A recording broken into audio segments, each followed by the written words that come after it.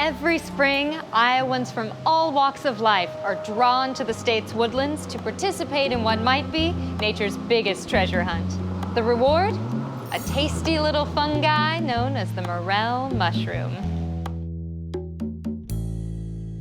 As warmer weather approaches, morel mushroom lovers all over Iowa tie on their hiking boots and head for wooded terrain in search of their favorite fungi. Hunting morel mushrooms is an Iowa pastime full of rituals.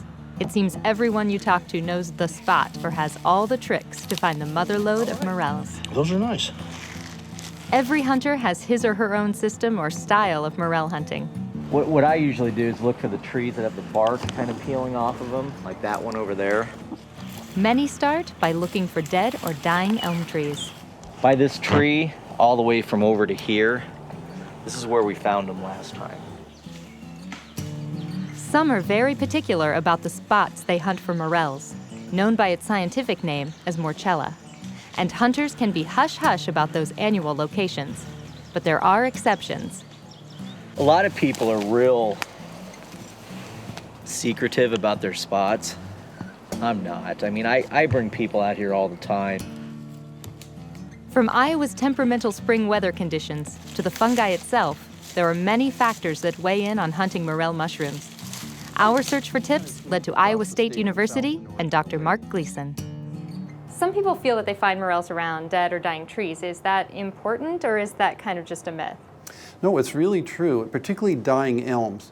A lot of dedicated morel hunters really look for decaying elm tree, and it seems that the morels will really prosper in those areas of those decaying elm roots. They'll also occur elsewhere, but those are kind of a focus point for morel hunters sometimes, is the dead elms. One thing all morel aficionados have in common is the belief that hunting season is far too short and the next year can't come soon enough. Others believe that the limited time the season runs is what makes the hunt for morel mushrooms such a treasure. Well, first, they're really good to eat. Really, really good. They might not be that good if a person had a chance to eat them 52 weeks out of the year, but most time they're pretty limited. And it's just fun to find them. They're out here to be picked if you can find them. So if I'm out in the woods, how can I tell a real morel from a false morel? This takes a little study.